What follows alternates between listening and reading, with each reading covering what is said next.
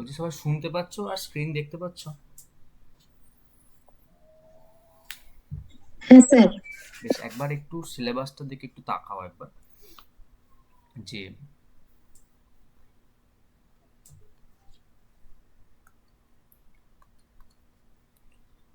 তোমাদের ওয়াটার চ্যাপ্টারে দেখো প্রথমে সফট ওয়াটার হার্ড ওয়াটার রয়েছে, then action of soap on water মানে সাবান কিভাবে কাজ করছে সেটা বলেছে, তারপরে টাইপস অফ হার্ডনেস যেটাকে আমরা বাংলায় স্থায়ী ক্ষরতা অস্থায়ী ক্ষরতা বলতাম, দ্যাট ইজ পার্মানেন্ট হার্ডনেস আর টেম্পোরারি হার্ডনেস।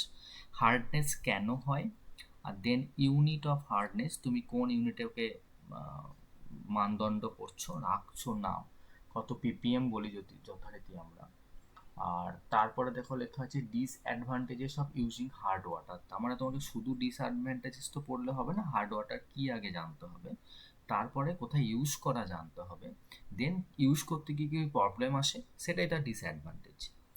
আর তারপরে তোমার দেখো আস্তে আস্তে তার এস্টিমেশন মেথডগুলো চলে এলো। কি এস্টিমেশন মেথড দেখো দেওয়া আছে তোমাকে, একটা রয়েছে total hardness calculation by EDTA method, তারপরে হার্ডনেসকে আমি রিমুভ করব, তাহলে এস্টিমেশনের জন্য ইডিটিএ মেথডটাই দেওয়া হয়েছে। আর রিমুভালের জন্য তোমাকে পারমুটিক প্রসেস দেওয়া আছে, আয়ন এক্সচেঞ্জ মেথড দেওয়া আছে, ফসফেট কন্ডেনশনিং দেওয়া আছে, আর ক্যালগন ট্রিটমেন্ট দেওয়া আছে। তাহলে আমরা আপাতত শুরু করি soft water hard water, action of soap on water, types of hardness, causes of hardness, unit of hardness, disadvantages of using hard water, আপাতত এটুকু যায়। স্যার চ্যাপ্টারের নাম্বার ডিভিশনটা একটু বলে দিন। নাম্বার ডিভিশন বলতে বলো, এখান থেকে হার্ডলি হার্ড হয়তো তুমি দুটো বা তিনটে এমসিকিউ পাবে এখান থেকে। খুব টাফ চ্যাপ্টার তো নয়, ইনফরমেটিভ কিছু সহজ প্রশ্ন পাবে। এই চ্যাপ্টারটা এমন একটা চ্যাপ্টার যে তোমাকে আম, তুমি যদি আগে থেকে জানো অ্যান্সার করতে পারবে, আর না জানলে সেই মুহূর্তে ভেবে অ্যান্সার করতে পারবে না তুমি। ঠিক আছে, ওই জন্যই চ্যাপ্টার আমি লাস্টে করাচ্ছি এটাকে। তোমাদের কনসেপচুয়ালগুলো সবই হয়ে গেছে। আমি কি কি টপিকস বললাম তুমি বলো তো একবার। প্রথমে কি ছিল আমাদের? Sir topic. Soft hello. Water and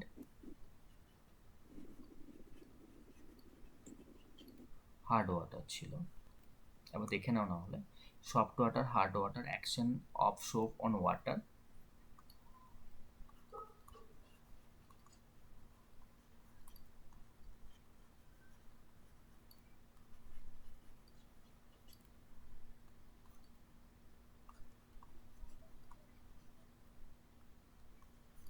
types of hardness,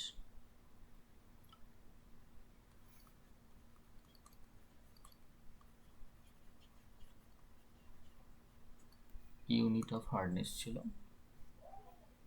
sir causes of hardness. Causes of hardness,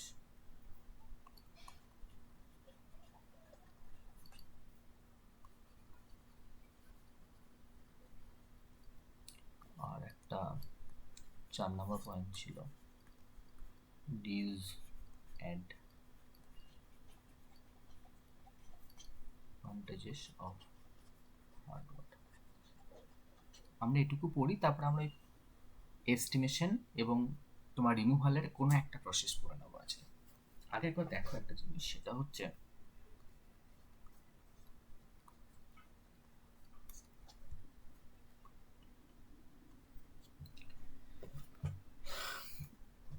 bonding purpose থেকে আমরা শুরু করি। ধরো চ্যাপ্টারটার নাম হচ্ছে ওয়াটার, তোমরা এটুকু জানো যে আমি যদি লিখি, এটা হচ্ছে গিয়ে জল একটা কি ইম্পর্টেন্ট হাইড্রাইড অফ অক্সিজেন। তাকে দেখো অক্সিজেনের যে হাইড্রাইড, তাকেই আমরা জল বলছি একটা আমরা। এটাকে কে প্রথম প্রমাণ করেন বলো তো?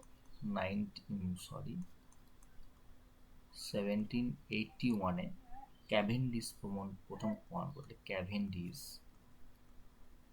ক্যাভেন্ডিস প্রথমে বলেছিলেন জল একটা কমপ্লেক্স কম্পাউন্ড, যেটা কি দিয়ে তৈরি, হাইড্রোজেন আর অক্সিজেন দিয়ে তৈরি, এটা উনি বলেছিলেন। জলের স্ট্রাকচার তোমরা কেমিক্যাল বন্ডিং থেকে তোমরা শিখেছো। এটা জলের স্ট্রাকচার। তাহলে এই দুটোকে আমরা কি বলি? লোন পেয়ার বলি। কি কি ইনফরমেশন পায়? প্রথম ইনফরমেশন হচ্ছে গিয়ে এর শেপের নাম হচ্ছে ভি শেপড অর অ্যাঙ্গুলার বলা হচ্ছে। বি হচ্ছে আমাদের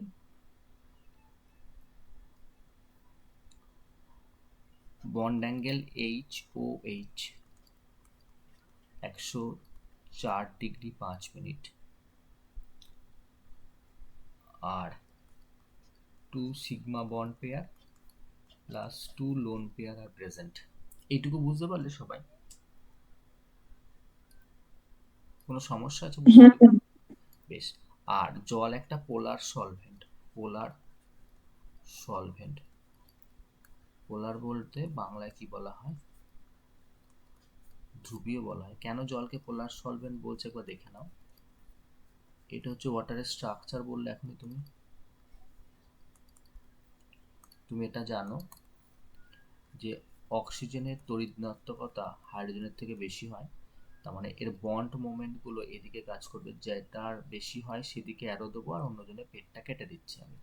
লোন পেয়ার অলওয়েজ ইলেকট্রন পেয়ারকে নিজের দিকে টানে। তাহলে ফিজিক্সের ভেক্টরের মতো করে ভাবো, সমস্তটা উপরের দিকে কাজ করছে, তার মিউ রেজাল্ট্যান্ট উপরের দিকে কাজ করছে, মানে কাজ করছে মানেই ভ্যালুটা জিরো হবে না, কিছু একটা ভ্যালু থাকবে, সেটা not equal to zero. Are not equal to zero হলে আমরা একে বলি পোলার সলভেন্ট। কোনো সমস্যা আছে বুঝতে এটুকু? আর একটা পয়েন্ট বলে দিচ্ছি, জল হচ্ছে sp3 হাইব্রিডাইজড, এটা এই নাম্বার পয়েন্ট। জল হচ্ছে sp3 সংকরায়িত, that is sp3 hybridised. পুরো জলের ইনফরমেশনগুলো এক জায়গায় গ্যাদার করতে পারলে কিনা বলো?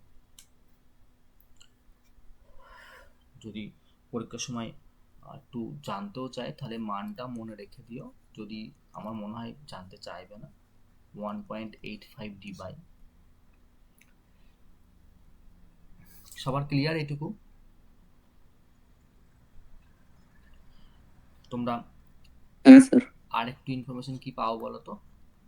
4°C টেম্পারেচারে ডেনসিটি অফ ওয়াটারটা কি হয়ে যায় বলো তো? ম্যাক্সিমাম, তাই তো? জলের ঘনত্ব সর্বাধিক হয়, তার মানে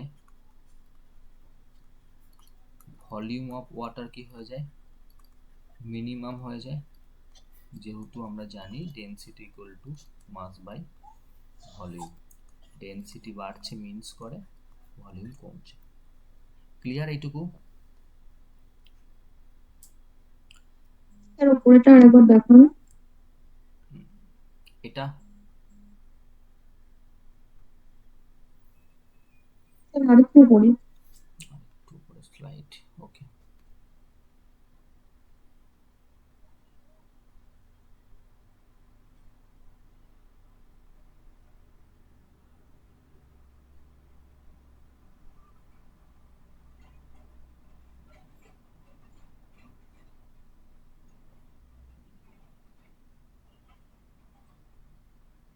হয়েছে?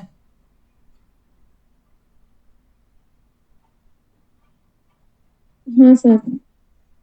বেশ, এবার দেখো যে তোমরা একটা জিনিস জানো যে বরফ জলে ভাসে, এটা নিশ্চয়ই জানো। আরেকটা প্রশ্ন তোমাকে পরীক্ষার সময় করে দিতে পারে, তা কি দেখো, ওয়াটার মলিকুলকে তুমি যখন বললে এরকম দেখতে হয় এবং ওপরে দুটো লোন পেয়ার থাকে, তাহলে সেই প্রসঙ্গে তোমার একটা কনসেপ্টটা আনি আমি। সেই কনসেপ্টটা হচ্ছে এরকম জায়গায় দেখো, এই যে হাইড্রোজেনটা অন্য একটা মলিকুলের সঙ্গে হাইড্রোজেন বন্ডিং করতে পারে, আর অক্সিজেনের এই লোন পেয়ারের পয়েন্টগুলো দিয়েও বন্ডিং করতে পারে। কেমন বন্ড, কি করে বন্ডিং করবে তুমি দেখে নাও। ধরো এই এইচটা বন্ডিং করবে অন্য একটা ওয়াটার মলিকুলের ওয়ের সঙ্গে, অর্থাৎ এর ডেল্টা প্লাসটা বন্ডিং করছে অন্যজনের ডেল্টা মাইনাসের সঙ্গে। এখানেও সেম লজিক, তাহলে এটা একটা ওয়াটার মলিকুল দিয়ে দাও। এখানে কি হচ্ছে বলো, এ অক্সিজেনটা জলের এইচ এর সঙ্গে বন্ডিং করবে অ্যান্ড কন্টিনিউস, এরকম করে চলতে থাকছে। তুমি এখান থেকে কনক্লুশন টানলে 1 water molecule can form maximum 4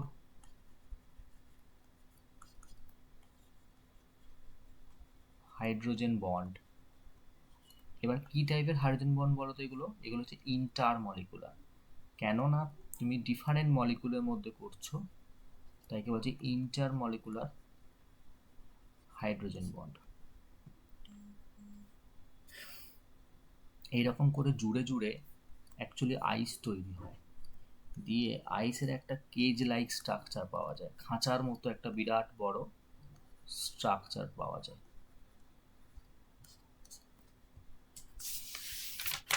এরকম কোনো সমস্যা আছে কারো?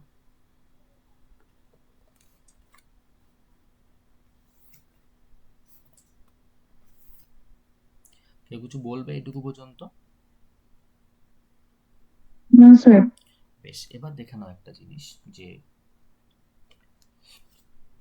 এই যে ওয়াটারকে দেখলে, ওয়াটারের এমনি ফিজিক্যাল প্রপার্টিস কি কি? ওয়াটার একটা টেস্টলেস, গন্ধহীন বর্ণহীন তরল। তুই বলে যে জলের স্যার টেস্ট হয়, তুমি যে জলটা খাও যার টেস্ট পাও সেটা অ্যাকচুয়ালি মিনারেলসগুলো আছে বলে, মানে ক্যালসিয়াম ম্যাগনেসিয়াম যেটুকু পরিমাণে থাকুক না কেন, একটা স্মল অ্যামাউন্ট, দ্যাট ট্রেস অ্যামাউন্টে থাকলেও তো আছে, দ্যাটস ওয়াই আমরা টেস্ট পাই। তুমি দেখবে যে আমরা যখন ড্রিঙ্কিং ওয়াটারের বোতল কোথাও কিনি কোনো দোকান থেকে বা কোনো ভেন্ডারের কাছ থেকে, এবার দেখবে আমরা লিখে দেখে নিই যেটা লেখা আছে কিনা অ্যাডেড মিনারেলস।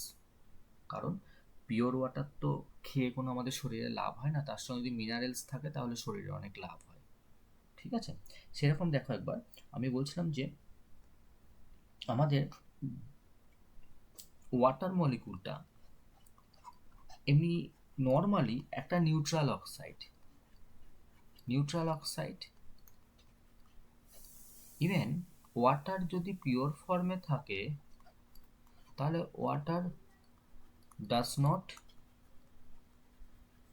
চেঞ্জ দ্য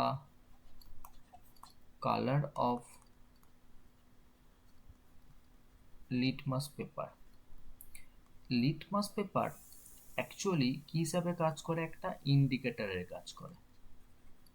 কীরকম ইন্ডিকেটরের কাজ করে? আমরা সংক্ষেপে কি বলেছিলাম? অনিল করে। অনিল মানে অ্যাসিড,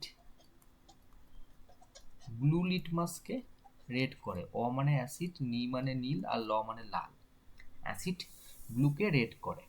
আর একটা হতে পারে যদি বেস হয়ে যায়, ইন্ডিকেটর যদি একটা জিনিসটা যদি বেস হয় তাহলে কি করবে? বেস অ্যাকচুয়ালি কি করে না, রেড লিটমাসকে কিসে কনভার্ট করে দেবে? ব্লুতে কনভার্ট করে দেবে। পুরো লজিক বুঝতে পারছো ব্যাপারটা? আমি তোমাকে ইন্টারলিঙ্ক করছি, চ্যাপ্টারের সঙ্গে বাকি চ্যাপ্টারে ইন্টারলিঙ্ক করে দিচ্ছি। কারো এটুকুতে কোনো প্রবলেম আছে? বেশ, আশা করছি কেউ কিছু প্রবলেম বলবে না, জানো সবটাই। এবার তোমাকে যেটা নর্মালি লাগ, হেভি ওয়াটার জানতে হবে, ভারী জল। একটু মনে করে দেখো, আমরা হাইড্রোজেনের তিনটে আইসোটোপ পেয়েছিলাম, একটা H11, একটা H21, আর একটা H31। এটাকে আমরা প্রোটিয়াম আর নর্মাল হাইড্রোজেন বলতাম। এটাকে আমরা কি বলতাম? প্রোটিয়াম বলতাম, অথবা নর্মাল হাইড্রোজেন। আর এর নিউট্রন সংখ্যা কিন্তু জিরো। দেখো উপরে ভর সংখ্যাও এক, নিচে প্রোটন সংখ্যাও এক, তাহলে বিয়োগ করলে নিউট্রন সংখ্যা জিরো হয়ে যাবে। একে আমরা কি বলতাম বলতো? ডিউটেরিয়াম বা ডয়টেরিয়াম, যা প্রোনাউন্সিয়েশন করবে, ডিউটেরিয়াম। আর দেখো এইটা হচ্ছে ট্রিট্রিয়াম বলতাম বা ট্রাইটিয়াম বলতাম। ট্রিট্রিয়াম বা ট্রাইটিয়াম যেটাই প্রোনাউন্সিয়েশন করবে, এটা মাথায় রাখবে। এইটা কিন্তু রেডিও অ্যাক্টিভ, মানে তেজস্ক্রিয়। ওকে, তেজস্ক্রিয় আমরা কি করে বলবো? যাদের নিউটন বাই প্রোটনের রেশিও 1.52 বেশি হয় তাকে আমরা তেজস্ক্রিয় বলি। যদি মানে ক্লিয়ার কাট একটু খেয়াল রাখো তাহলে তোমরা বুঝতে পারবে, যেখানে প্রোটন আছে একটা, নিউটন আছে কত? 3 - 1 = 2, তাহলে আমি ট্রাইটিয়ামের ক্ষেত্রে N/P কত হচ্ছে দেখো তো? 2/1, মানে গ্রেটার দেন 2। গ্রেটার দেন 2 মানেই রেডিও অ্যাক্টিভ। ক্লিয়ার হলো লজিকটা?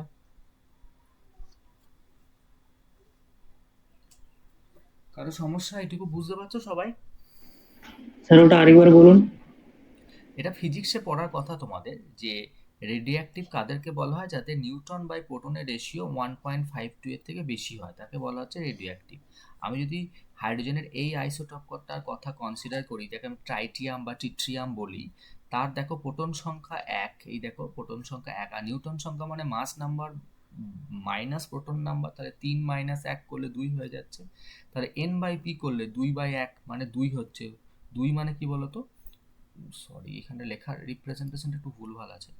এন বাই পি এক্ষেত্রে হচ্ছে, আমি লিখে দিচ্ছি, এক্ষেত্রে N by P equal to হচ্ছে 2/1 সমান সমান 2। তার মানে এক্ষেত্রে এই যে এন বাই পিটা হলো সেটা 1.52 এর থেকে বেশি, যেহেতু এন বাই টুটা 2 বেরিয়েছে, আর 1.52 বেশি হলে তুমি বলেছো রেডিও অ্যাক্টিভ। বুঝতে পারলে? হ্যাঁ স্যার। বেশ। জলের সংকেত তুমি কি লেখো? H2O লেখো। ভারী জলের সংকেত লিখবে D2O। ডি মানে এখানে ডয়টেরিয়াম। তার মানে হেভি ওয়াটারের অ্যাকচুয়ালি নাম কি? এমনি নাম হচ্ছে ডিউটেরিয়াম। অক্সিজেনটা in the form of oxide, তাই ডিউটেরিয়াম অক্সাইড হচ্ছে হেভি ওয়াটারের এমনি নাম। তার মানে এখানে হেভি ওয়াটারে কোন আইসোটোপ থাকে? তাহলে হেভি ওয়াটারে H21, আমি যেখানে স্টার মার্ক হ্যাশট্যাগ লিখলাম, এই আইসোটোপটা থাকে, অর্থাৎ ডিউটেরিয়ামটা থাকে হেভি ওয়াটারের মধ্যে। ঠিক আছে। এবার ভারী, এই যে ভারী জলটা হেভি ওয়াটার প্রস্তুত কি করে করা হয়? হেভি ওয়াটার কিন্তু একটা নর্মাল অর্থাৎ সাধারণ জল থেকেই প্রস্তুত করা হয়। কি করা হয় বলতো? জলের একটা ক্ষারীয় দ্রবণ নেওয়া হয়, দিয়ে অ্যানোড হিসাবে নিকেল পাত আর ক্যাথোড হিসাবে স্টিল নির্মিত একটা কোষ নেওয়া হচ্ছে, সেখানেই প্রসিডিওর করে আলটিমেটলি আমরা কি করি? হেভি ওয়াটার বানিয়ে নিই। এবার দেখো, একটা হেভি ওয়াটার কিন্তু সাধারণ জলের মধ্যে একটা বর্ণহীন, গন্ধহীন, স্বাদহীন তরল। ঠিক আছে? মানে শুধু একটা কথা মাথায় রাখবে, হেভি ওয়াটারের মলিকুলার ওয়েট, আণবিক ভর বেশি হয়। প্রশ্ন হচ্ছে কেন? না দেখো, তুমি একটা জিনিস, ডয়টেরিয়াম যাকে বলছো, এই ডয়টেরিয়াম তো নাথিং বাট H21। আর সাধারণ জল, যখন সাধারণ জল করছো, সেই সাধারণ জলে H তো থাকে 1 1। তা দেখো, এদের প্রোটন সংখ্যা সমান হলেও ভর সংখ্যা কিন্তু ডয়টেরিয়ামের ডাবল হয়ে যাচ্ছে। তাই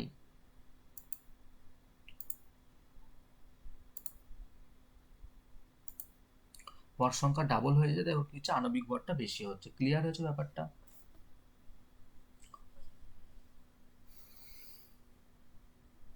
হ্যাঁ স্যার। বেশ। দেখো, তুমি যেভাবে জল করতে, তুমি তো জলটাকে এইভাবে ড্র করতে, সেম ওয়েতে ডয়টেরিয়াম অক্সাইড তো এখানে ডি চলে আসবে।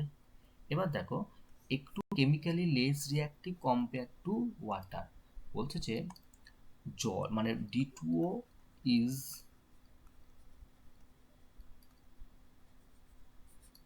কেমিক্যালি লেস রিঅ্যাক্টিভ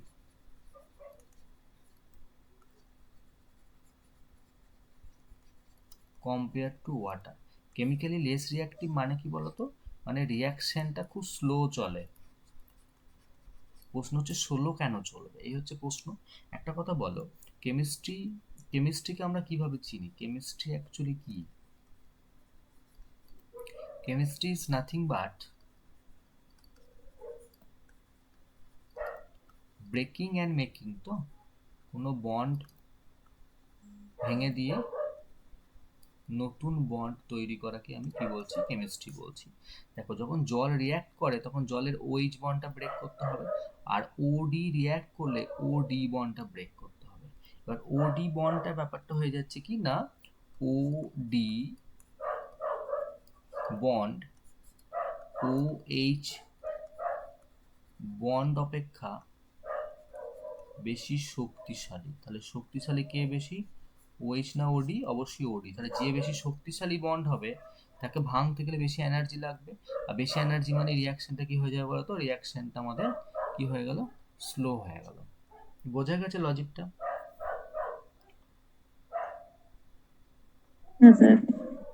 বেশ। এবার দেখো একটা জিনিস, সেটা হচ্ছে গিয়ে ভারী জল আমি কোথায় ইউজ করব, আর এর এর প্রবলেম কোথায়? মানে তোমার গিয়ে যদি তুমি হেভি ওয়াটার দেখো, ভারী জল আমাদের যে সমস্ত পশু রয়েছে, উদ্ভিদ রয়েছে, মানুষ রয়েছে, সবার জন্য ক্ষতিকর। কারণ আমাদের শরীরে সব সময় ঘটে যাওয়া অসংখ্য যে জৈব রাসায়নিক বিক্রিয়াগুলো রয়েছে তাদের স্পিডকে স্লো করে দেয়।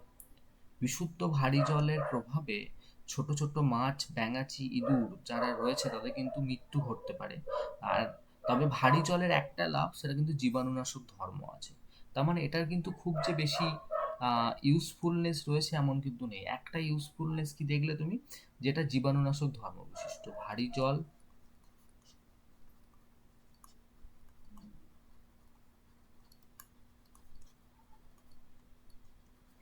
জীবাণুনাশক ধর্ম বিশিষ্ট, আর বাদ বাকি সব হার্মফুল এফেক্ট তুমি দেখে এলে। এবার তোমার মনে প্রশ্ন আসছে আমি ইউজ করব কি করে, ভারী জলের ইউজেস কি হয়। দেখো, প্রশ্ন হচ্ছে প্রথম ভারী জলের ইউজেস হচ্ছে পারমাণবিক যে চুল্লি হয়, ঠিক আছে, যেগুলো নিউক্লিয়ার রিঅ্যাক্টর বলি, সেখানে যে দ্রুতগামী নিউট্রনের স্পিড স্লো করার জন্য অ্যাজ এ মডারেটর ইউজ করা হয়। ঠিক আছে, তো তার মানে হচ্ছে গিয়ে আমি বলতে পারি মডারেটর মডারেটর হিসেবে ইউজ করা হয়, মডারেটর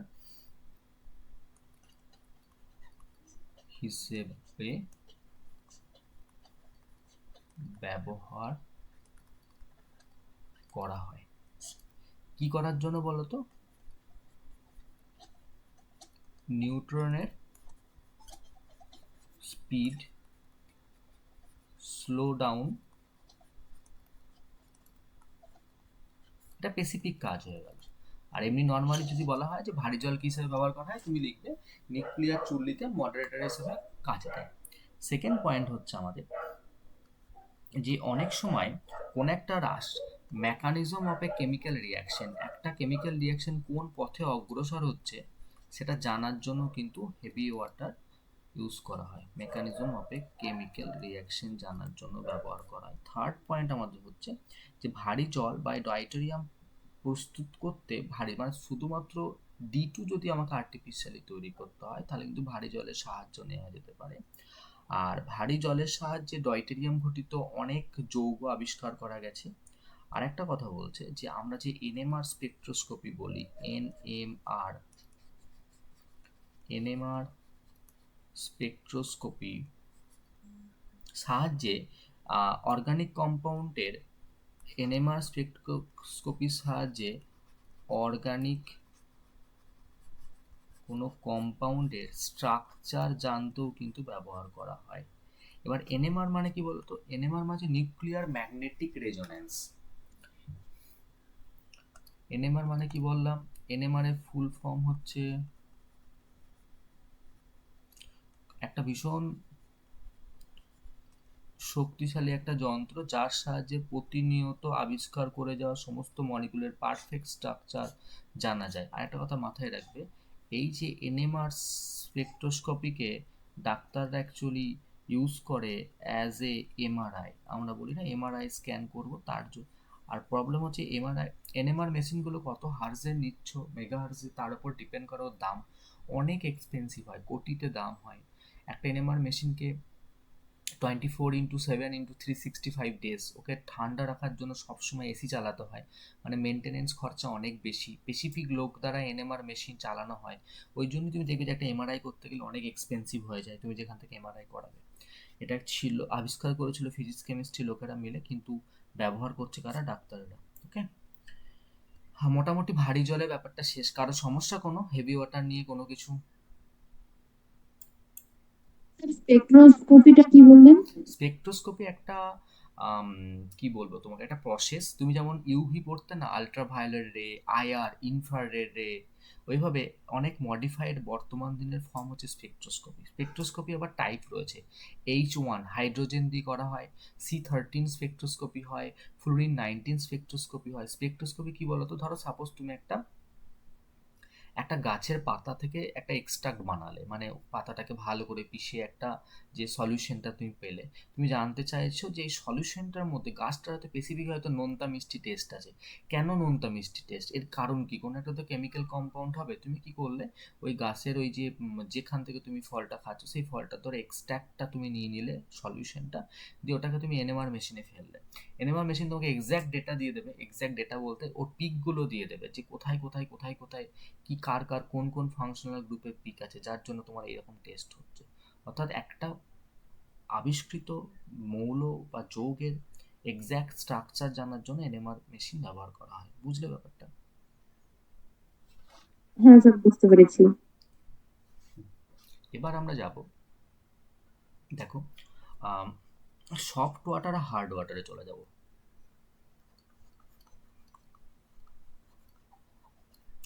সফট ওয়াটার আমরা কম্পারিজন করে পড়ে নেব, সফট ওয়াটার আর হার্ড ওয়াটার। দেখো একটা জিনিস, যে সাবান কিরকম ভাবে আচরণ করছে জলের ওপর, তার উপর ডিপেন্ড করে actually soft water hard water আমি দুটো ভাগে ডিভাইড করে ফেলছি। কিরকম না, ধরো তুমি সফট ওয়াটারে সোপ দ্যাট ইজ সাবান ঘষলে, হার্ড ওয়াটারেও তুমি সাবান ঘষলে, ঠিক আছে? এবার দেখা গেল যে আম, সাবান ঘষলে সহজেই ফেনা দ্যাট ইজ ফোম উৎপন্ন হয়, তাকে আমরা কি বলছি বলতো? Soft water. আর হার্ড ওয়াটার মানে কি বলতো? যেখানে সহজে ফেনা উৎপন্ন করে না, অনেকক্ষণ সহজে ফেনা উৎপন্ন হয় না, অনেকক্ষণ ধরে ঘষতে থাকলে তুমি একটা স্লিপারি ভাব পাবে, কিন্তু তুমি ফেনা পাবে না, তাকে আমরা কি বলছি? তাহলে উৎপন্ন হয় না, তাকে আমরা বলছি হার্ড ওয়াটার। বেসিক ডিফারেন্সটা বুঝতে পারলে তাহলে? এবার তোমাকে পরীক্ষার সময় এক্সাম্পল দিয়েও মুরগি বানাতে পারে। এক্সাম্পল কি কি হয় বলো তো? ধরো যে কোনো ডিস্টিলড ওয়াটার যাকে আমরা পাতিত জল বলি, ঠিক আছে? তারপরে ধরো রেন ওয়াটার, বৃষ্টির সঙ্গে পতিত জল, এগুলো। আর হার্ড ওয়াটারের এক্সাম্পল কি হবে বলো তো? হার্ড ওয়াটার হচ্ছে গিয়ে মানে রিভার ওয়াটার, নদীর জল হয়ে যাবে, তারপরে সমুদ্রের জল, সি ওয়াটার, ঝর্ণার জল, হ্রদের জল, কুয়োর জল, এগুলো হচ্ছে আমাদের সব কি hard water. Soft water hard ওয়াটারের ব্যাপারটা বুঝলে, যে জলে সাবান ঘষলে সহজেই ফেনা উৎপন্ন হয় তাকে মৃদু জল বলা হয় বা সফট ওয়াটার, আর যাকে সাবান ঘষলেও ফেনা উৎপন্ন হয় না তাকে আমরা হার্ড ওয়াটার বলছি। এটুকু পর্যন্ত ক্লিয়ার সকলে? হ্যাঁ স্যার। বেশ। হ্যাঁ স্যার। এবার মনে প্রশ্ন আসছে যে এই হার্ডনেস ব্যাপারটা কি, হার্ডনেস কেন আসে, এইগুলো ব্যাপারটা একবার দেখে না। আমি তো খুব সহজে ব্যাপারটা বোঝানোর চেষ্টা করছি। মনে রাখার জন্য তুমি কিভাবে মনে রাখবে? কজেস অফ হার্ডনেস, ক্ষরতার কারণ কি? ঠিক আছে, দেখো, প্রাকৃতিক জলে বিভিন্ন প্রকার ধাতব লবণ থাকে। আমি যে ন্যাচারাল ওয়াটারটা পাচ্ছি, এই ন্যাচারাল ওয়াটারে কি ডিজলভ করে থাকে বলতো? ডিজলভ করে থাকে তোমার হচ্ছে গিয়ে নানা প্রকার ধাতব লবণ, মানে varieties types of metallic salt থাকে। এবার প্রশ্ন আসছে মনের মধ্যে দুটো জিনিস, যে স্যার দুটো পার্ট আপনি বলছেন, একটা মেটাল আর তার সল্ট, তাহলে মেটালটা কি অ্যাকচুয়ালি? দেখো, মেটালটা হচ্ছে গিয়ে ক্যালসিয়াম অ্যান্ড ম্যাগনেসিয়াম, এই দুটো, কোনো কোনো সময় আয়রন নেওয়া হয়, বাট ক্যালসিয়াম আর ম্যাগনেসিয়াম ম্যাক্সিমাম। এবার ক্যালসিয়াম ম্যাগনেসিয়াম এই দুটো মেটালের যদি বাইকার্বনেট, যদি কোনো বাইকার্বনেট কমা ক্লোরাইড অ্যান্ড যদি কোনো সালফেট সল্ট ডিজলভ থাকে, তাহলেই হয়ে যাচ্ছে হার্ডনেস তৈরি। তাহলে বাইকার্বনেট মানে আমরা কি জানি? HCO3 minus. ক্লোরাইড মানে কি জানি? Cl minus. সালফেট মানে কি জানি? SO4 2 minus. মানে কোনো ক্যালসিয়াম বা ম্যাগনেসিয়ামের যদি bicarbonate salt, chloride salt, sulphate salt dissolved থাকে, তাহলে আমরা তাকে বলছি যে জলের ক্ষরতা তৈরি হয়েছে। বলো বুঝতে পারলে কিনা এক্সাক্ট রিজনটা? তার মানে হ্যাঁ স্যার। বেশ। এবার দেখো যে নর্মালি সোপ কি স্যার, বলো। এগুলোকে সল্ট কেন বলছে, ক্লোরাইড সল্ট? সল্ট বলতে ধরো ক্যালসিয়াম ক্লোরাইড তুমি কি করে তৈরি করবে, বা ধরো ক্যালসিয়াম সালফেট তুমি কি করে তৈরি করবে বলো, দেখে নাও একবার বোঝাই তোমাকে আমি জিনিসটা। ধরো তুমি বলে ক্যালসিয়ামের সালফেট চুজ করলে, তাহলে তুমি যখন ক্যালসিয়াম সালফেট তৈরি করতে চাইবে, তোমার ইনগ্রিডিয়েন্টসগুলো কি কি থাকলো বলো একবার। যে ক্যালসিয়াম হাইড্রোক্সাইড আর H2SO4 থাকলো, তাহলে ক্যালসিয়াম সালফেট প্লাস জল তৈরি হলো। তুমি বলো এটা তোমাদের কি বলো তো, অ্যাসিড, হ্যাঁ কি না? এটা আমাদের কি বলো হ্যাঁ তো, স্যার, বুঝতে পেরেছি। অ্যাসিড। এটা হচ্ছে আমাদের বেস। বেস কেন OH আছে বলে, অ্যাসিড কেন H প্লাস ছাড়ে বলে, অ্যাসিড আর বেস রিয়াক্ট করলে কি তৈরি করে, সল্ট আর ওয়াটার। এই সেন্সে সবগুলোতেই আসছে। এবার আমি বলছিলাম সাবান কি জানো, সাবান হচ্ছে কতগুলো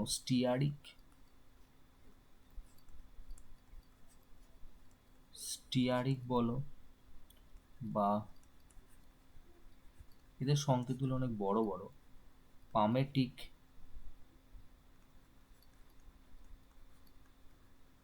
বা ওলেইক অ্যাসিড। কি অ্যাসিড বললাম বলো, ওলেইক।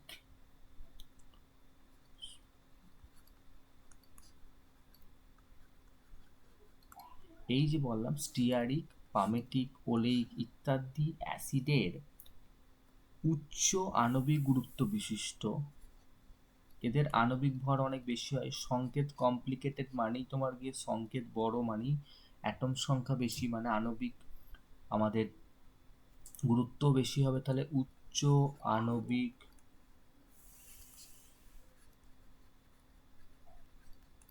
গুরুত্ব বিশিষ্ট জৈব ফ্যাটি অ্যাসিডের সোডিয়াম লবণ। জৈব বলতে অর্গানিক, ফ্যাটি অ্যাসিডের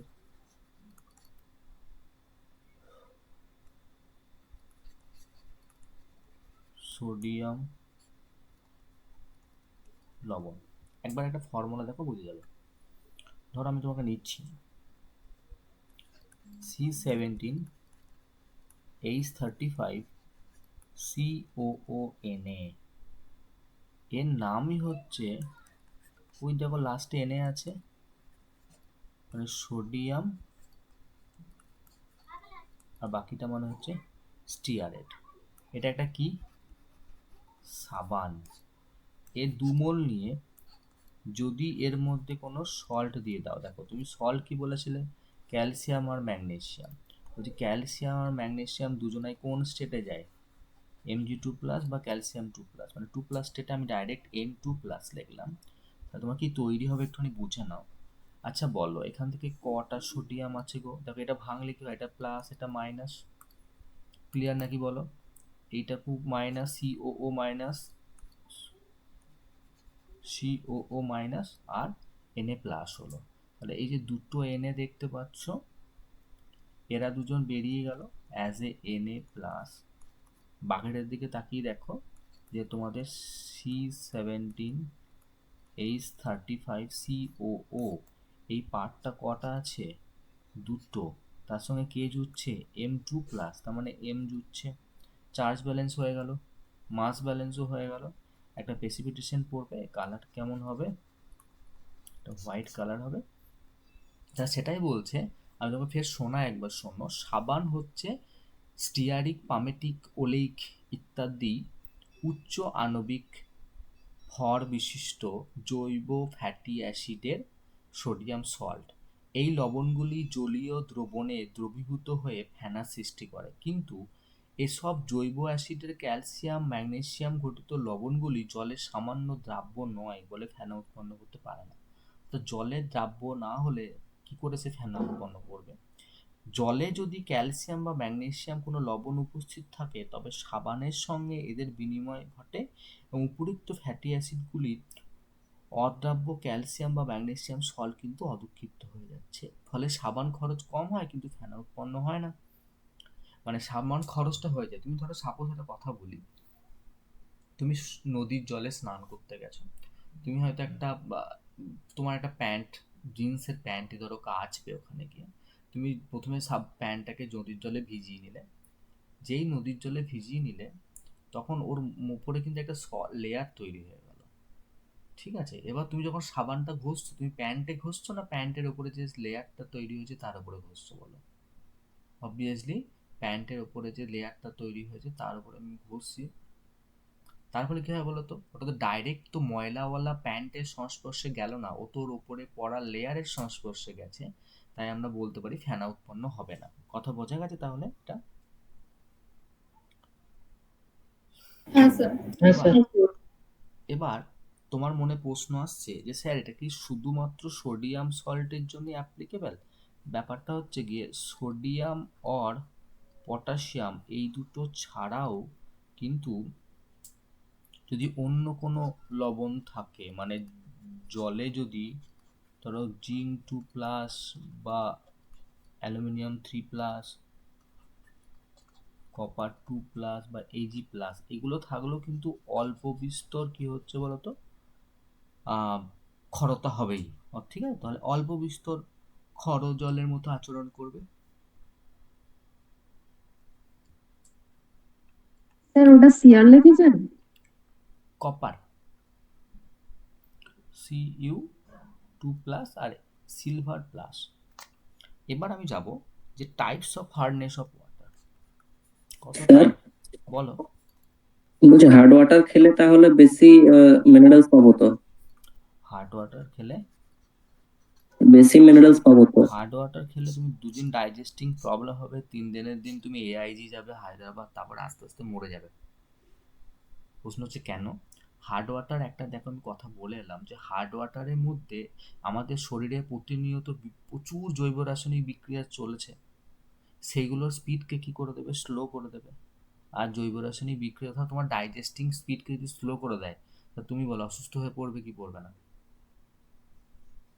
হ্যাঁ স্যার। আস্তে আস্তে প্রবলেম এটা তো হেভি ওয়াটার। কোনটা বলো? হ্যাঁ ওটা হেভি ওয়াটার, ঠিক, সরি, হার্ড ওয়াটারের জন্য বলছো তুমি? হ্যাঁ স্যার। ও সরি সরি, তুমি হার্ড ওয়াটার বলে না। হার্ড ওয়াটারে বলতে প্রচুর মিনারেলস পাবে তো। মিনারেলস তুমি যেটা বলছো, বলছি হার্ড ওয়াটারও মিনারেল পাওয়া যায়, সফট ওয়াটারও মিনারেল পাওয়া যায়। আমি তোমাকে তো একবারও বলিনি যে এখনো পর্যন্ত, দেখো তুমি লেখা আছে দেখো তো, যে কজেস অফ হার্ডনেস, যদি ক্যালসিয়াম বা ম্যাগনেসিয়ামে বাইকার্বনেট, ক্লোরাইড আর সালফেট থাকে তাহলে তোমার হার্ডনেস তৈরি হয়। দিয়ে তোমাকে আমি বললাম যে দুটো টাইপের হার্ডনেস, তুমি একটা তুমি কি বললে, একটা সফট ওয়াটার একটা হার্ড ওয়াটার বললে। এবার সফট ওয়াটার তুমি বলছো মিনারেল বেশি থাকবে বলছো, এটা নয় যে তোমার যে সফট ওয়াটারে হার্ড ওয়াটারে মিনারেলস তোমার দেখবে হার্মফুল কিনা। কথা বুঝতে পারছো আমার? তোমাকে দেখতে হবে ওটা হার্মফুল কিনা, যদি হার্মফুল হয় তুমি খেতে পারবে। তুমি বলছো হার্ড ওয়াটারে তোমার অনেক প্রবলেম আছে, কেমন প্রবলেম বলো তো? হার্ড ওয়াটার তুমি ভাবছো যে রান্না করবে, কারণ দেখো হার্ড ওয়াটারে রান্না করলে সেই রান্নায় কিন্তু তোমার যে সবজিগুলো আছে সেগুলো কিন্তু তোমার সিদ্ধ হবে না। কথা বুঝতে পারলে? সিদ্ধ হ্যাঁ যদি স্যার। না হয় তাহলে তোমার ডাইজেস্টিং প্রবলেম আসবে। প্লাস হচ্ছে যদি অতিরিক্ত হার্ডনেস থেকে থাকে তাহলে সেই জল কিন্তু তুমি অ্যাজ এ তোমার মিনারেল অর্থাৎ খাওয়ার জল হিসেবে কিন্তু ব্যবহার করতে পারবে না, শরীরের ক্ষতি করে দেবে। প্লাস তুমি সাপোজ বলো যদি হার্ড ওয়াটার খাওয়ার জন্য প্রবলেম হলো, ইভেন লন্ড্রি যারা করে, যাদের বিজনেসটা লন্ড্রি ধোয়ার কাজে হয়, ইভেন তাদের ক্ষেত্রেও হার্ড ওয়াটার মানে ধরো সাবানের অপচয় ঘটেই যাবে। কথা বোঝা গেছে?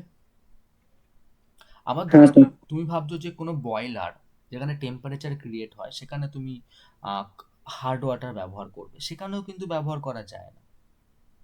তুমি বললো কেন ব্যবহার করা যায় না? না দেখো যখন তুমি বয়লারে হার্ড ওয়াটার ইউজ করবে, হার্ড ওয়াটারের মধ্যে তোমার তো এই যে বললাম তোমাকে সল্টগুলো থেকে থাকবে, ওই সল্টগুলো যখন থেকে যায় তোমার একটা তো আস্তরণ তৈরি করে, এই জন্য ওই আস্তরণগুলোকে মানে ব্রেক করতে অনেক বেশি এনার্জির প্রয়োজন পড়ে, মানে তাপ শক্তির প্রয়োজন পড়ে, ফলে জ্বালানি খরচ তো বাড়লোই বাড়লো, প্লাস একটা পার্টিকুলার টাইমের পরে যখন তাপটাকে সহ্য করতে না পারে তখন বয়লার কিন্তু ফেটে দুর্ঘটনা ঘটতে পারে। কথা বোঝা গেছে? হ্যাঁ স্যার। ওকে, এবার আমি জানবো, আমি সরি ওটা আমি হেভি ওয়াটার শুনেছিলাম, বলো। স্যার আমি ভাবছিলাম যে শুনতে বলছিলাম পাচ্ছি। যে হার্ড ওয়াটারে ক্যালসিয়াম আর ম্যাগনেসিয়াম বেশি পরিমাণে থাকে, তো তো মিনারেলসটা ওই জন্য বেশি পাওয়া যাবে নাকি, হ্যাঁ, ওটা বুঝতে মানে পেরেছি আমার আমি। শুধু মিনারেলস দেখলে হয় না তো। তুমি বলো অ্যালোপ্যাথি ওষুধ যখন খাও সব কিছু কি আমাদের শরীরের জন্য ফ্রুটফুল হয়? না স্যার। আমাদের তো বলে পেন কিলার বেশি খেতে নেই, কারণ নার্ভাস সিস্টেমকে ডাউন করে দেয়, তাই না? মানে তুমি যে জিনিসটাই করো তার একটা পজিটিভ ভাইবস, একটা নেগেটিভ ভাইবস থাকে একটা। তো দেখতে হবে যদি পজিটিভ ভাইবসটা বেশি হয় তাহলে অবভিয়াসলি আমরা ইউজ করবো। কথা বোঝা গেছে? তার মানে এই সল্ট গুলো আছে এই জন্য এই হার্ড ওয়াটারটা হার্মফুল কি? হ্যাঁ, আমি তোমাকে হ্যাঁ, বেশি সল্টগুলো যেগুলো রয়েছে একবার দেখে নাও যে তোমার এই সল্ট এইতে আবার হার্ডনেসের আবার দুটো টাইপ একটা হয়। স্যার একটা কোশ্চেন ছিল। বলো। স্যার হার্ড ওয়াটারটা কিভাবে বয়লারকে ফেটে যাওয়া থেকে প্রিভেন্ট করছে? বয়লার থেকে বয়লারকে ফেটে যাওয়া থেকে প্রিভেন্ট করছে, আপনি যেটা বললেন যে ওই মিনারেলস গুলোতে হার্ড ওয়াটার বয়লারের মতো ইউজ করলে এটা ভালো হবে, ওটা কিভাবে করছে? আমি তো ভালো হবে বলে আমি বললাম যে বয়লারকে ওর তাপমাত্রা প্রচুর বেশি লাগবে, ফলে বয়লার ফেটে গিয়ে দুর্ঘটনা ঘটবে বললাম। ব্যাপারটা শোনো ভালো করে। বলছি যে আমাদের দুটো টাইপের তুমি যে হার্ড ওয়াটার দেখছো, ধরো হার্ড ওয়াটারের মধ্যে ম্যাগনেসিয়াম বাইকার্বনেট আর ক্যালসিয়াম বাইকার্বনেট আছে, ঠিক আছে? তুমি যখন তাপ দেবে তখন কি হবে বলো তো, বয়লারের ভেতরে অ্যাকচুয়ালি তাপকে পরিবহন করতে পারে না, মানে তাপের কুপরিবাহী এমন আর মানে ইনসলুবেল মানে অদ্রাব্য ম্যাগনেসিয়াম কার্বনেট এবং ক্যালসিয়াম কার্বনেটের লবণের একটা পুরু লেয়ার পড়ে যাবে ভেতরে। আর এজন্য বয়লারকে উত্তপ্ত করতে বেশি তাপের প্রয়োজন হবে। ফলে অ্যাজ এ রেজাল্ট বেশি তাপ প্রয়োজন যদি হয়, আমরা তো আর কাঠ কয়লা দিয়ে করছি, আমরা ইলেকট্রিসিটি দিয়ে অত তাপমাত্রা তৈরি করব, তাহলে জ্বালানি খরচ বেড়ে যাবে। প্লাস অনেক সময় একটা তো বয়লারের পার্টিকুলার ক্যাপাসিটি থাকে কতটা হিট এনার্জি সে সহ্য করতে পারবে, তাকে ক্রস করে গেলে সে বয়লার ফেটে গিয়ে দুর্ঘটনা ঘটতে পারে। আমি এটা বলতে চাইলাম। আবার তুমি বলে স্যার যদি আমি বাইকার্বনেট না নিই, যদি ক্লোরাইড সল্ট নিই, নাও তুমি ধরো ম্যাগনেসিয়াম ক্লোরাইড নিলে বা ম্যাগনেসিয়াম সালফেট নিলে, তাদের যখন লবণগুলোর আদ্র বিশ্লেষণ দ্যাট মিনস হাইড্রোলিসিস হবে, তখন সেখান থেকে HCl উৎপন্ন হবে বা H2SO4 এর সংস্পর্শে মানে আদ্র বিশ্লেষণের ফলে উৎপন্ন পদার্থগুলোর সঙ্গে যখন HCl বা H2SO4 এর ধাতু নির্মিত আহ, বলয় যেটা থাকে বলছো, মানে বয়লার যেটা থাকে বলছো, তার ক্ষয় হয়ে যায়। ফলে সেক্ষেত্রেও কি বলো, যদি বয়লার যদি ক্ষয় হতে থাকে একটা সার্টেন টাইম পরে গিয়ে ফেটে যাবে, দুর্ঘটনা ঘটবে। বোঝা গেছে? হ্যাঁ স্যার। এবার দেখো, আমরা বলছিলাম types of hardness of water বললাম। এটা দুটো টাইপ হয়, একটা হচ্ছে আমাদের কি বলতো টেম্পোরারি হার্ডনেস, আর একটা পার্মানেন্ট হার্ডনেস। একটা টেম্পোরারি হার্ডনেস মানে টেম্পোরারি মানে কি বলতো অস্থায়ী। অস্থায়ী মানে কি, সেই হার্ডনেসকে আমরা সহজেই দূরীভূত করতে পারি, তাড়াতে পারি। আর একটা পার্মানেন্ট হার্ডনেস, পার্মানেন্ট হার্ডনেসকে কিন্তু সহজে দূরীভূত করা যায় না, বা যদি করতে হয় তার জন্য স্পেসিফিক কোনো টেকনিক কোনো সায়েন্টিস্টের মেথোডোলজি ইউজ করতে হবে। পার্মানেন্ট মানে বলছি আমি স্থায়ী। প্রশ্ন হচ্ছে কি কোন ক্ষেত্রে স্থায়ী হবে আর কোন ক্ষেত্রে অস্থায়ী হবে। একবার দেখো আমি কার কার ক্ষেত্রে লিখছি। যদি ক্যালসিয়াম এবং ম্যাগনেসিয়ামের বাইকার্বনেট সল্ট হয়, বাই HCO3 মাইনাস সল্ট হয়, তাহলে কিন্তু টেম্পোরারি হার্ডনেস তৈরি হয়। যেমন তাহলে সল্টটার নাম কি হবে, ক্যালসিয়াম বাইকার্বনেট মানে CaHCO3 হোল টুয়াইস, বা magnesium bicarbonate MgCO3 whole twice. ঠিক আছে? এইগুলিকে অস্থায়ী ক্ষারতা কেন বলা হচ্ছে বলতো? এগুলোকে নর্মালি যদি তুমি বয়েল করে দাও, মানে বয়েলিং করো, স্ফুটন করে দাও, তাহলেই কিন্তু আলটিমেটলি এই কার্বনেটগুলো যে ক্ষারতা সেটা দূরীভরণ করা যায়। ব্যাস, সে দ্যাটস ওয়াই অস্থায়ী ক্ষারতা বলা হচ্ছে। কথা বোঝা গেছে তাহলে? তুমি কিন্তু তিনটে জিনিস শিখেছিলে, এদিকে দেখো একবার। বলছিলাম যে আমি ক্যালসিয়াম বা ম্যাগনেসিয়ামের বাইকার্বনেট ক্লোরাইড আর সালফেট, তাহলে বাইকার্বনেট যদি নিজে একা অস্থায়ী ক্ষারতা তৈরি করে, তাহলে ক্লোরাইড আর সালফেট নিশ্চয়ই স্থায়ী ক্ষারতা তৈরি করবে।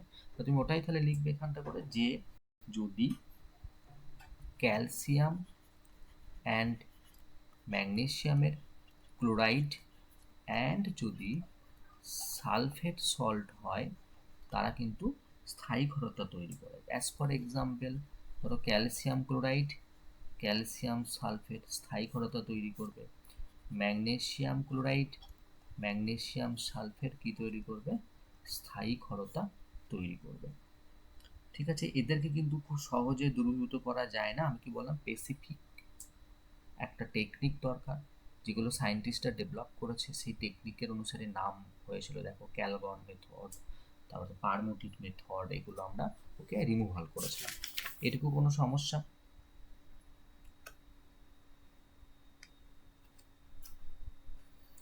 এবার প্রশ্ন হচ্ছে যে আমি বললাম যে নাকি টেম্পোরারি হার্ডনেসকে, যে টেম্পোরারি হার্ডনেস পেলাম, temporary hardness can be removed by boiling. শুধু বয়েল করে দিয়ে করে দেওয়া যায়। দেখবে আমাদেরকে ডাক্তারবাবুরা পরামর্শ দেন যে জল, গ্রামের দিকে বেশিরভাগ দেখবে প্রচলিত আছে, দেখবে যে জলকে ফুটিয়ে খাবেন। দেখবে তলায় অনেক প্রেসিপিটেশন পড়ে যায়, অনেক কিছু ছাঁকলে দেখবে প্রচুর একটা ময়লা ময়লা জমে রয়েছে, তারপর আমাদের জলটা খাই আমরা। তাহলে কি হয় অ্যাকচুয়ালি? তুমি বলে যে টেম্পোরারি হার্ডনেস কেন তৈরি হয় বলো? তুমি বলে স্যার ক্যালসিয়াম বা ম্যাগনেসিয়ামের বাইকার্বনেট। দেখো আমি ক্যালসিয়ামের বাইকার্বনেটকে নিলাম, CaHCO3 হোল টুয়াইস। একে আমি কি করছি, বয়েল করছি, মানে হিট দিচ্ছি। এবার লক্ষ্য করো কি তৈরি হচ্ছে। একটু চালাক চতুর হয়ে যাও, যে আমি তোমাকে বলে দিই কীভাবে কীভাবে আমি পড়াচ্ছি। ক্যালসিয়াম কার্বনেটেড প্রেসিপিটেশন তলায় অধক্ষিপ্ত হয়ে যায়, কার্বন ডাইঅক্সাইড গ্যাস বেরিয়ে যায়, আর জল পেয়ে যায়। এই জলটাকেই আমরা খাই, তাই কোনো প্রবলেম ফেস করি না। এবার তুমি কী করে মনে রাখবে ব্যাপারটাকে? একবার দেখো যে আমি লিখলাম ক্যালসিয়াম, আমি ক্যালসিয়াম কার্বনকে আমি CaCO2 ওই যেভাবে লিখতে পারি, CaCO3 হলো, দেখো দেখে একবার হয়েছে? কোনো সমস্যা কারো?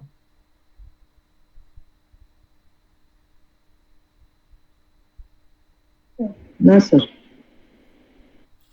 বুঝে গেছো তো? বেশ। আচ্ছা, একটা কথা আমাকে বলো, যে আমাকে 2 মোল ক্যালসিয়াম বাইকার্বনেট নেওয়া আছে, দেখতে পাচ্ছ 2 মোল ক্যালসিয়াম বাইকার্বনেট নিচ্ছি আমরা।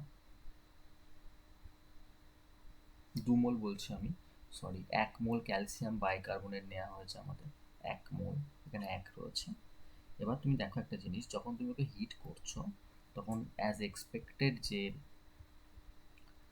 আমার HCO3 হোল টুয়াইস পার্টটা দুটো আছে। আমি এটাকে এইভাবে লিখছি, আমি দেখো HCO3, এইটুকু কারো বুঝতে কোনো প্রবলেম আছে? বোঝার জন্য বলছি জাস্ট। দেখো প্রথমটা CaHCO3 হয়েছে, দেখো H একটা, CO3 নিচে আর একটা HCO3, এটুকু সবাই বুঝতে পেরেছো? দেখো কি কি তৈরি হলো, একদম লেফট হ্যান্ড সাইডে CaCO3, মাঝখানে কার্বন ডাইঅক্সাইড গ্যাস, আর রাইট হ্যান্ড সাইডে জল। এই ক্যালসিয়াম কার্বনেট একটা প্রেসিপিটেশন তলায় পড়ে গেল, যাকে আমরা ছেঁকে আলাদা করে নিলেই আমরা পিওর জলটাকে খেতে পারবো। বুঝতে পারলে ব্যাপারটা? সবার ক্লিয়ার হয়েছে? মনে রাখার জন্য কি যে যে প্রসেসে করলাম। হ্যাঁ স্যার। দেখো ম্যাগনেসিয়াম বাইকার্বনেট, একেও যখন হিট করবে কি করে তুমি ব্যাপারটাকে মাথায় রাখবে। এদিকে দেখো ম্যাগনেসিয়াম করলে এই একটা বাইকার্বনেটের পার্ট, HCO3 হোল টুয়াইস ছিল, আমি এইভাবে লিখে দিলাম, সেপারেট করে দাও। তাহলে কি কি হলো দেখো তো, জল বেরিয়ে আসছে, কার্বন ডাইঅক্সাইড গ্যাস তৈরি হচ্ছে, আর MgCO3 প্রেসিপিটেশন পড়ে যাচ্ছে, তখন আমি জল পেয়ে যাচ্ছি। তাহলে এইভাবে কিন্তু সহজেই স্ফুটন পদ্ধতিতে তুমি কিন্তু কি করতে পারবে, অস্থায়ী ক্ষারতা দূর করতে পারবে।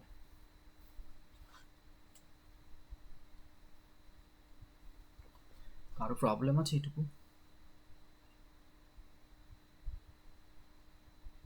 কারো প্রবলেম না স্যার। নেই? না স্যার। এবার আমরা আরেকটা জিনিস আপাতত করে নিই, তোমাকে বোঝায়। সেটা হচ্ছে গিয়ে, ধরো আমি পড়াবো removal of permanent hardness by Calgon. আজকে ক্যালগনটা পড়িয়ে দিই, বাকি তিনটে প্রসেস নেক্সট দিন পড়াবো। By Calgon process. দেখো একবার কি করছি। আমি কি করবো বলো তো, ধরো আমার এটা কন্টেনার রয়েছে,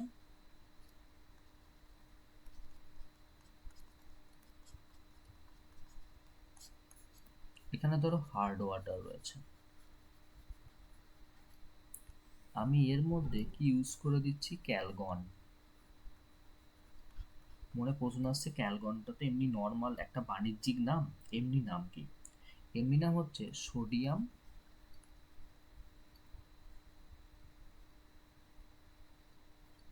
হেক্সা মেটাফসফেট। সোডিয়াম হেক্সা মেটাফসফেট।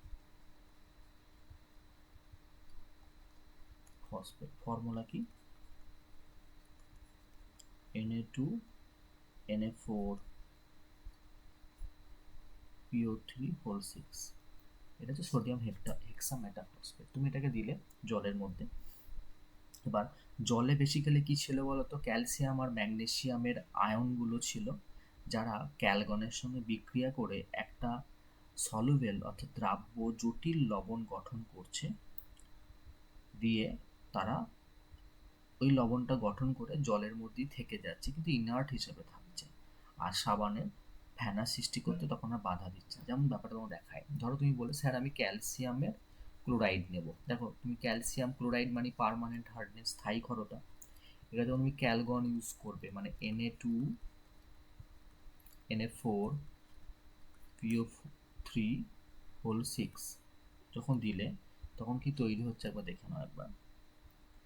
যে আমাদের এই যে ভেতরে যে সোডিয়াম আছে, তুমি ভালো করেই জানো যে সোডিয়াম +1 হয় কিন্তু ক্যালসিয়াম +2 হয়। দেখো দুটো ক্যালসিয়াম আছে এখানে, তাহলে 2+ আর 2 মানে 4+। মানে সোডিয়াম ছিল 4টে, তাহলে সোডিয়াম কটাকে বার করে দিলে দুটো ক্যালসিয়াম দিয়ে কাজ সেরে দেওয়া যায়। দেখো ক্যালসিয়াম দুটো আছে, এক একটা 2+, দুটোর জন্য 4+ হয়ে গেল। আর ভিতরে যা ছিল তাই লিখে দেওয়া, মানে PO3 হোল 6 ব্র্যাকেট ক্লোজ করে দিলে। বাইরে আমাদের Na2 ছিল। তোমার মনের মধ্যে প্রশ্ন আসছে, স্যার আমার এখানটা করে এই সোডিয়ামটা গেল কোথায়? তাহলে 4টে সোডিয়াম আর এই দেখো 4টে ক্লোরিন, তাহলে হয়ে গেল 4টে NaCl। বুঝতে পারলে ব্যাপারটা? এই যেটা তৈরি হলো এটা একটা কমপ্লেক্স সল্ট তৈরি হয়েছে, একটা জটিল লবণ কমপ্লেক্স সল্ট তৈরি হয়েছে। এটা কিন্তু সলুবেল মানে দ্রাব্য। বোঝা গেছে ব্যাপারটা? ধরো কেউ হয়তো বললে যে স্যার আমি ক্লোরাইড নয়, আমি সালফেট লবণ দিয়ে আমি রিয়াকশন দেখতে চাই, তার জন্য দেখো আমি কি করছি, ম্যাগনেসিয়ামের সালফেট নিচ্ছি। ভাবার কিছু নেই যে ক্যালসিয়াম সালফেট কেন করছি না, তুমি ক্যালসিয়াম সালফেট দিয়েও করতে পারো, সেম রিয়াকশন সেম ব্যালেন্স, কোনো কিছু আলাদা হবে না। দেখো এটা আমি ক্যালগন ইউজ করলাম, তাহলে কি তৈরি হচ্ছে আবার দেখে নাও একবার। সেম লজিক আগেরটার মতোই, Na2 হয়ে যাবে, এখানে Mg2 PO3 হোল 6 হয়ে গেল। আর তার সঙ্গে যেহেতু এখানে সালফেট ইউজ করেছো, তাই দেখো Na2SO4 হয়ে যাবে। তাহলে এই যেটা তৈরি হলো, এটা কমপ্লেক্স সল্ট তৈরি হয়েছে, যেটা কিন্তু আমাদের কি বলছিলাম আমি, সলুবেল হয়ে যাচ্ছে, তাহলে স্থায়ী ক্ষরতা দূর হয়ে যাচ্ছে। এইভাবে কিন্তু আমরা কি করতে পারি, দেখো সালফেটটা তুমি আর এখানে নেই কিন্তু, তাই আমরা এভাবে স্থায়ী ক্ষরতাটা দূর করতে পারি বাই ইউজিং ক্যালগন মেথড। কারো সমস্যা আছে এটুকু ক্যালগন বলো। বলছি ক্যালকন বাজারে কিনতে পাওয়া যায়? হ্যাঁ কিনতে অবশ্যই পাওয়া যায়। স্যার ওটা যদি টেম্পোরারি হার্ডনেস ওয়াটারে মিশিয়ে দিই তাহলে কি হবে? টেম্পোরারি হার্ডনেস ওয়াটার দরকার, তোমার লস হবে, ফালতু টাকা পয়সা দরকার নেই তো। টেম্পোরারিকে নর্মালি তুমি ইয়ে করে দাও, না হিট স্যার, করে। সেটা বুঝবো কি করে কোনটা টেম্পোরারি ওয়াটার কোনটা বেশি হার্ড ওয়াটার? যদি টেম্পোরারি হার্ড ওয়াটারে ঢেলে দিই পাউডারটা, সাবান ঘষে তাহলে দেখে মানে দেখো, কি হবে? বলো। কিছু হবে না, বলছি তোমার তোমার তোমার ওটা তো দেখো ব্যাপারটা হচ্ছে গিয়ে, দেখো দুটোকেই তুমি দূরীকরণ করতে পারবে। বাট তোমার টেম্পোরারি, এটা তুমি ঠিকই প্রশ্ন করছো যে টেম্পোরারিটা আমি বুঝবো কি করে, আমি কারণ ওয়াটার তো কালারলেস, তুমি কি করেই বা বুঝবে? এটাও সত্যি কথা। তুমি যদি ওকে কারোর সঙ্গে অ্যাড করে দাও, তাহলেও কিন্তু ক্যালগন ওকে হার্ডনেসটা যে হার্ড পার্মানেন্ট হার্ডনেসকে দূর করতে পারে সে অবভিয়াসলি টেম্পোরারিকে পারবে, ঠিক আছে? তো স্যার ওটাই বুঝলাম। হুম হুম, বেশ। আর একটা জিনিস তোকে বলবো বলেছিলাম সম্ভবত, যে পিপিএম ইউনিটটা কি একবার বলে দেবো বলেছিলাম, তাহলেই মোরাললেস। দেখো আমি বলছিলাম যে ডিগ্রি অফ হার্ডনেস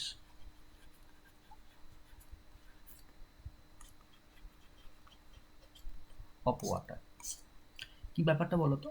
ধরো জলের কোনো একটা স্যাম্পেল নিলে, সেই স্যাম্পেলে প্রতি 10 লক্ষ ভাগে, 10 লক্ষ মানে বোঝো 1 মিলিয়ন, দ্যাট ইজ 10⁶, 10 লক্ষ ভাগ ভরে উপস্থিত ওই যে জলের ক্ষরতা সৃষ্টিকারী বিভিন্ন যে লবণ, তাদের সমতুল্যাঙ্ক পরিমাণ ক্যালসিয়াম কার্বনেট, যত ভাগ ভরের ক্যালসিয়াম কার্বনেটকে নির্দেশ করে তাকেই বলা হচ্ছে নমুনাটির ডিগ্রি অফ হার্ডনেস। নর্মালি কি একে প্রকাশ করা হয় দেখো একবার, আমি একটা অঙ্ক করাবো নেক্সট দিন পিপিএম দিয়ে, তাহলে তোমাদের আইডিয়াটা আরো ক্লিয়ার হয়ে যাবে।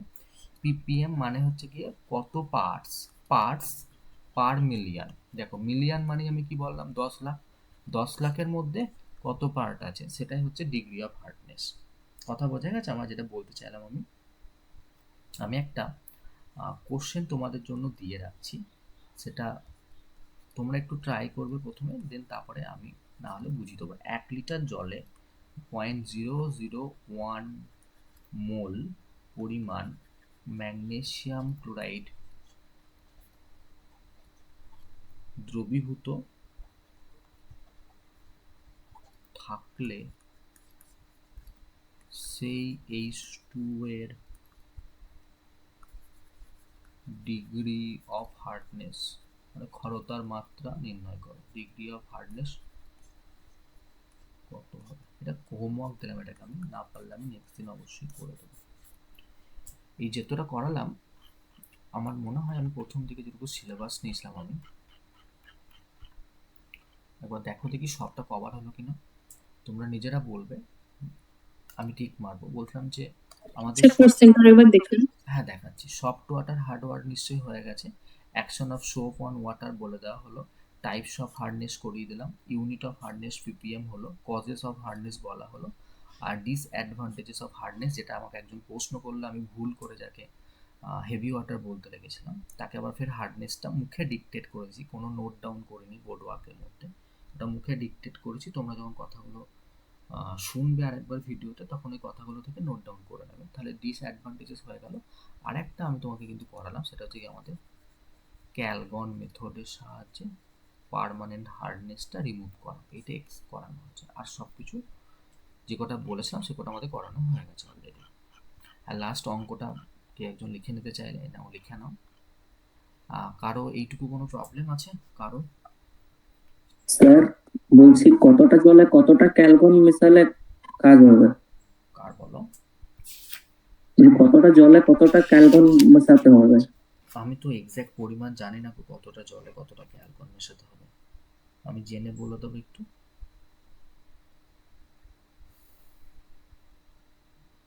স্যার মানে রেশিওটা 1 বালতি জলে কতটা ক্যালকুন পাউডার দিতে হবে ওটা বলুন। তোমার প্রশ্ন আমি বুঝতে পেরেছি, বলছিলাম আমার এক্স্যাক্ট অ্যামাউন্ট জানা নেই, আমি সেই জন্য তোমাকে বলতে পারলাম না, ঠিক আছে?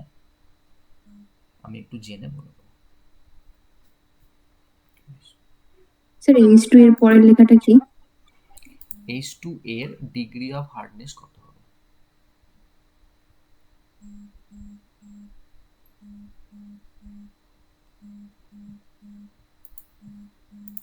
স্যার হয়ে গেছে। বেশ, বিমল সব বোঝা গেছে? হ্যাঁ স্যার বুঝতে পেরেছি। বেশ, মৌপ্রিয়া, হ্যাঁ স্যার বুঝতে পেরেছি। সৈকত, হ্যাঁ স্যার বুঝেছি। সায়ন্তী, স্যার হার্ড ওয়াটারের ডিসঅ্যাডভান্টেজ বলতে ওই যে মানে হ্যাঁ মেটেরিয়াল গুলো বিক্রিয়া করে যাচ্ছে, তারপরে সব নষ্ট হচ্ছে, ওইটাই তো। আমি যেটা বললাম না, রান্নার কাজের জন্য খাবার সিদ্ধ হবে না, স্বাস্থ্যের জন্য হানিকারক, লন্ড্রিতে ব্যবহার করলে সাবান নষ্ট হবে, বয়লারের ক্ষেত্রে প্রবলেমটা বললাম, ঠিক আছে ওইগুলো। ঠিক আছে স্যার। ওকে। স্নেহা, হ্যাঁ স্যার বুঝতে পেরেছি। সৌমেন, হ্যাঁ স্যার। সায়ন্তিকা, হ্যাঁ স্যার বুঝতে পেরেছি। তিতাস, বুঝতে পেরেছি। তিতলি? হ্যাঁ স্যার বুঝেছি। বেশ, ঠিক আছে, তাহলে আমাদের তাহলে আজকে, স্যার হ্যাঁ তাহলে বয়লারে কি জল ইউজ করা হয় যদি হট ওয়াটার তো ফেটে যাবে? বলছি যে তুমি একটুখানি আমি যে নোটগুলো প্রোভাইড করবো একটু পড়ে নিও, তারপর যদি অ্যান্সার না পাও তাহলে আমি অবশ্যই তোমাকে পরের দিন বলে দেবো, ঠিক আছে? আচ্ছা স্যার। তোমার নামটা মাথায় থাকলো, সৌমেন মোদক। ওকে, ঠিক আছে, বলছিলাম যে এইটুকু থাকলো, আমি বাকিটা মানে বাকি পোর্শনটা নেক্সট দিন আলোচনা করে দেবো। স্যার ফ্লাক্স আর